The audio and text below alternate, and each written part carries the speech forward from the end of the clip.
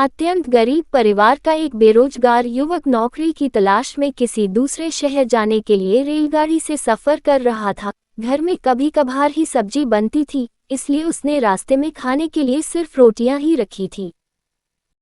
आधा रास्ता गुजर जाने के बाद उसे भूख लगने लगी और वह टिफिन में से रोटियां निकाल कर खाने लगा।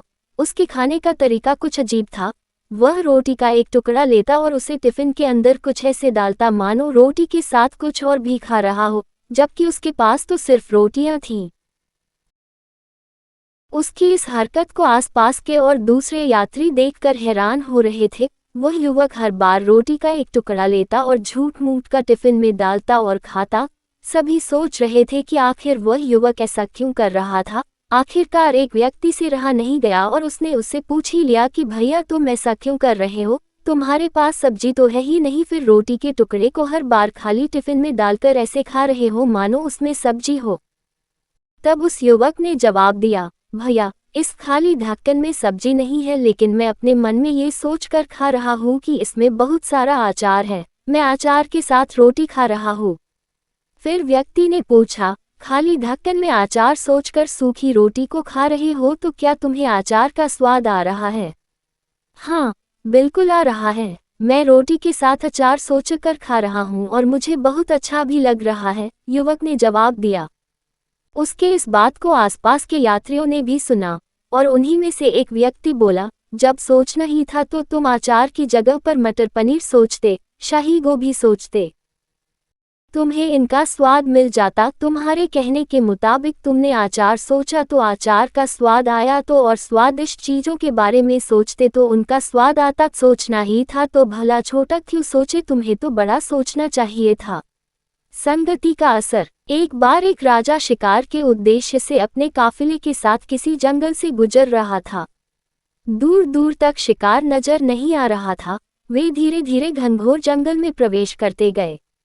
अभी कुछ ही दूर गए थे कि उन्हें कुछ डाकुओं के छिपने की जगह दिखाई दी।